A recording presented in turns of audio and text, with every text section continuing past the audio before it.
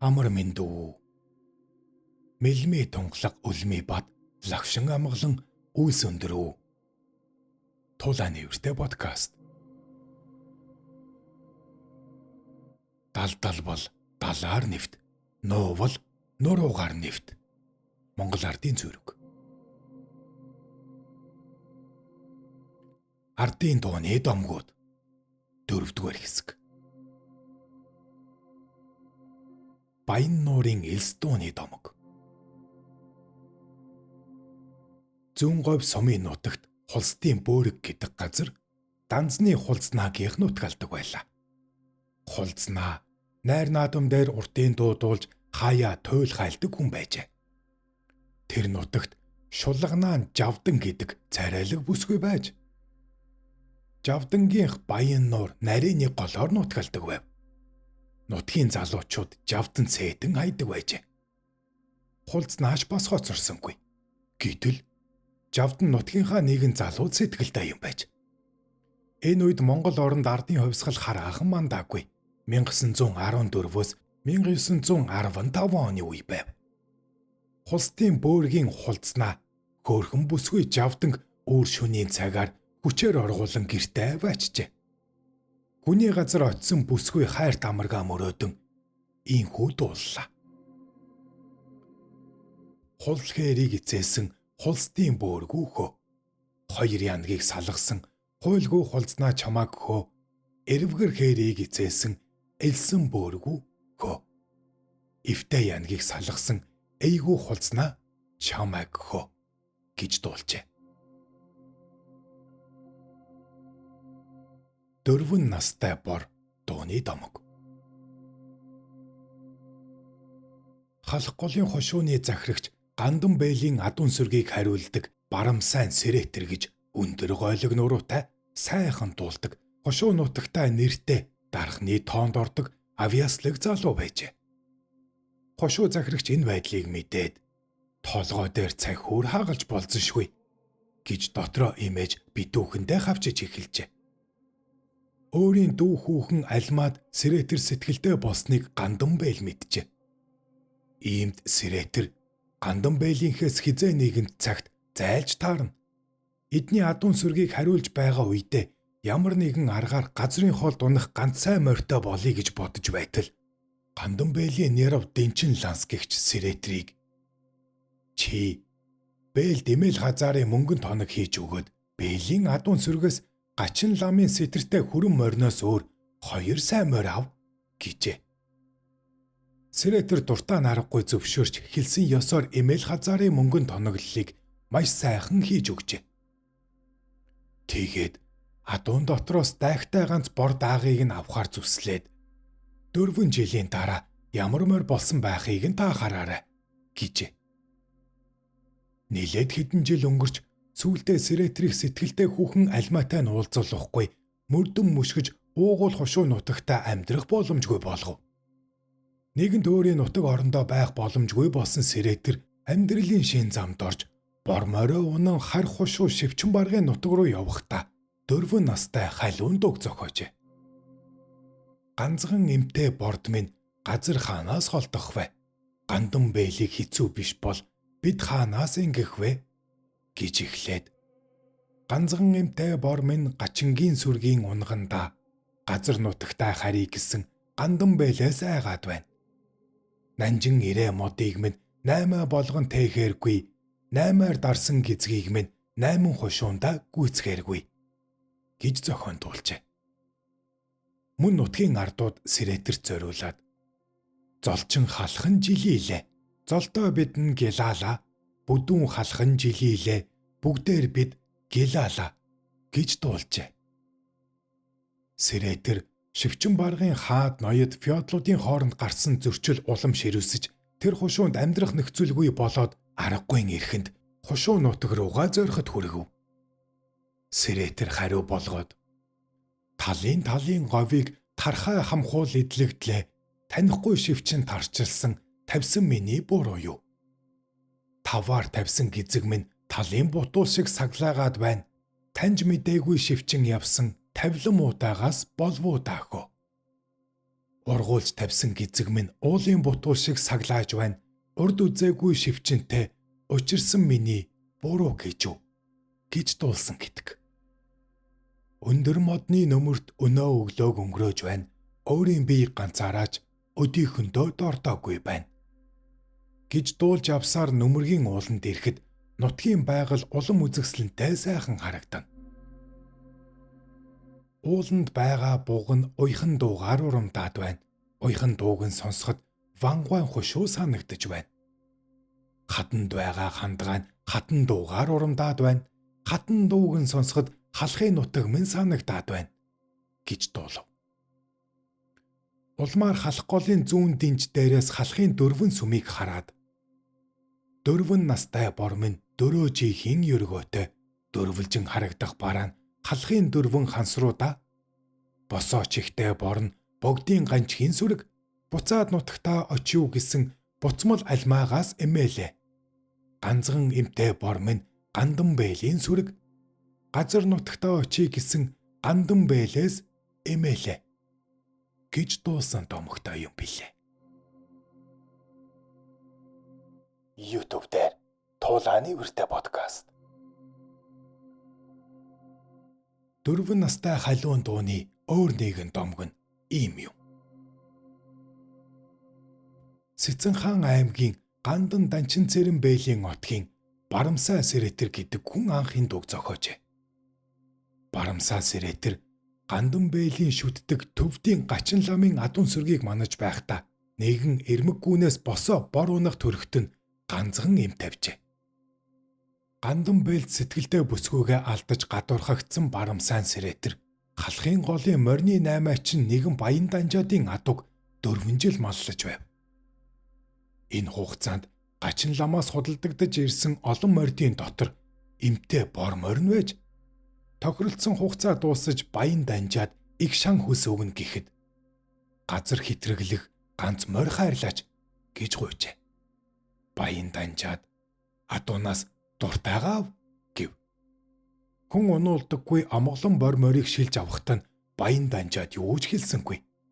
Харин ч олзуурхаж гин. Ингэж босоо мэндэлсэн ганцэг эмтэй бор унаг Барамсаа Сэрэтрийн морь болсон төвхтэй юм. Барамсаа Сэретэр хайлаараас хойш мэрэгэн голын орчимд орших наагантай нарснаас баруун үзэмчний нутаг дүнгэнэх уйлаастай гэдэг газрын хооронд хоногтоо явж Гандан Бэйлийн гэрийн хаяагаар морины хурдаар давхин өнгөрөхдөө 4 настай бор гэдэг дуугаан зохиож дуулж авсан гэдэг.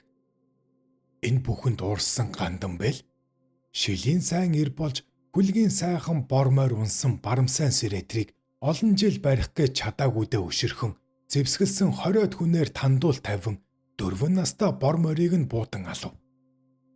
Тэгээд халах голын цагаан үзүр гэдэг газар 4 алд нөх ухаж хориод хэдэн сар хоол ундгүй суулган турааж алсан гэдэг. Ингэж эрийн сайхан ир, хүлгийн сайхан хүлэг хоёрын дундаас үүссэн 4 настай бор дуу олон дэлгэрсэн түүхтэй. Мөн тэр үед Сэцэнхан аймгийн Бухын Мэндийн гайхамшигтай хурдан Буган халуун гих морь байсан бөгөөд энэ хүний морины нэртэй андууран дуулагдах болжээ. Туулаа нэвэртэй нь 2 дахь сувгаа нээж газрын гаваас хэмээн нэрлэлээ. Тайлбар хэсэгт газрын гаваас подкастны холбоос бий. Та тэр холбоосоор орж сувгийг маань дэмжиж subscribe тавьчаа дарж хажууд нь байх хонхыг өтгчүүлээрэй. Ингэснээр шинэ бичлэг ороход танд мэдэгдэл очих юм. Энэхүү шинэ сувгаар магад урд хинч ярьж байгаагүй, хизээж дуулж байгаагүй үлгэр домог, аимшигт өгүүлэг, туужийг таны сэтгэлд хүргэх хэмээн хийчих болно. Газрын гаваас подкаст. Хэрмийн өндөр дууны домог. Хувьсгалаас өмнө Ханга нутгийн 2 хүн хөвсгөлийн хязгаарт олон жил харуулт суугаад хугацаа талбай дуусгах нь нутгийн зүг хүлгийн жолоо залав. Буцах замда Хэрмийн өндөр уул гэдэг газар төр амарчээ. Нутаг ус гэр орноосоо олон жил хол суусан тэр хоёр өндөр уулан дээрээс хол ойрын бараа харж суутал Тэднээс доох нь ханан хадны завсар бүрэгдийн зулцаг үүрэнтэй байх нь харагдана. Бүрэгдийн зулцаг авч тижээ нутагтаа очиод ан агны гэж хэлэлцэн нэгнийгээ доош дүүжингээр буулгав.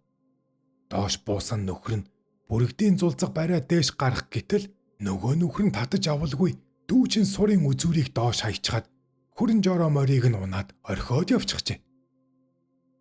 Яагаад ингэдэг вүлээ гэтэл сүй тавьсан болзоод хүүхэн нутаг усандаа зартай хүрэн жороо морь хоёрт нь далдуур санаархаж явсан юм байжээ.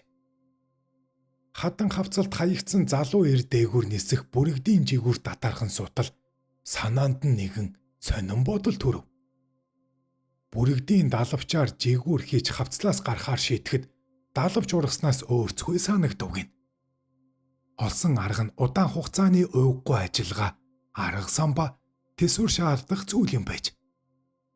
Ингээд их бүргэд зулцагтаа идэхэм авчирч өгөхт нь түүнээс нь зулцагтаа хуваалцсан идэж хадны завсрын усаар унтлан өдөр хоногийг өнгөрөхдөө зүгээр суусангүй. Бүрэгдийн зулцгыг өөртөө дасхан хүзүүнээс нь жижиг чулуу дүүжлэн нисгэд сургаж зулцгаа торних бүр чулууг нь томсгож байлаа. Ингэсээр өнөөх зулцаг бүр хүний биеийн жинтэй тэнцвүүц том чулуугдаа нисдэг болов. Ингэж байхдаа хандаа итгэсэн итгэл тэмүүлсэн сэтгэлээ илэрхийлж ийм дуулжээ. Хэрмийн өндөр ууланд нь дунайрын буудан татна. Тэр дунайрыг татахад уйдсан сэтгэл сэргэн. Гүрмийн улаан хаданд хүрэлдээ бүрэгдийн зулцаг хүч юугаа нэмж сүд юугаа гүйцээн. Хүрэнгийн жороомор хүрэн хүртлээ тэлмэн. Хүний жаахан үрд дасан дастлаа удгана. Арын өндөр модонд авраг бүргэд тагшин алаг хараа бодоход амраг бие догдлоно. Холын холд үлдсэн би хонгорыгоо бодож дуулна. Хоёр сэтгэл минь хорвоо ертөнцөд үнэнчтэй. Тэгэхдээ учир мэдэхгүй адгуус хүний аяыг дагавч ухаантай амаргийн сэтгэлээ хизээч урвахгүй гэдэгт бүрэн итгэж байсан нь түүнд давхар хүч өгч байжээ.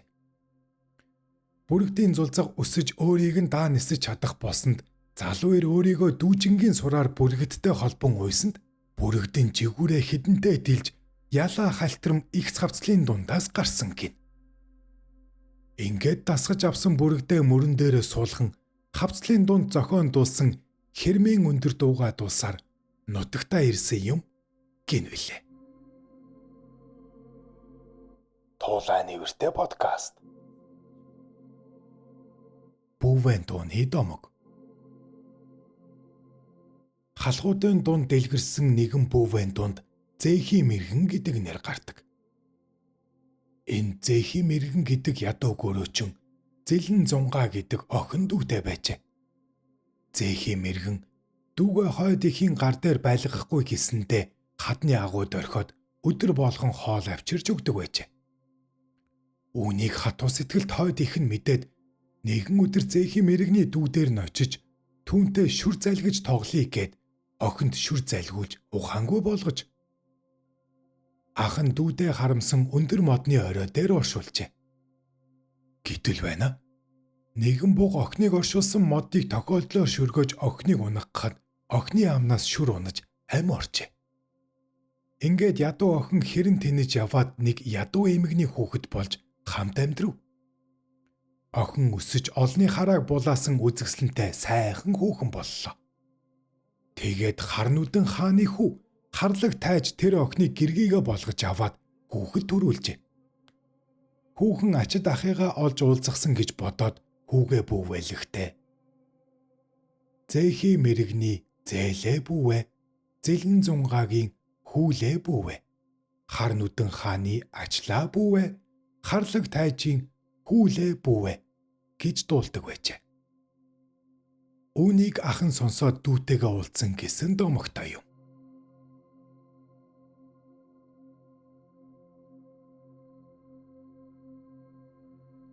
Та YouTube дээр Туулайн нэвртэй подкастыг үзэж ба сонслоо. Бичлэг таалагдсан бол сэтгэлдээ үлдээж лайк төвчөө дараарай. Мөн тайлбар хэсэгт Газрын гаваас подкаст руу хүрэх холбоос бий. Газрын гаваас подкастыг subscribe тавьчаа дарж хонхоо идэвхжүүлээрэй.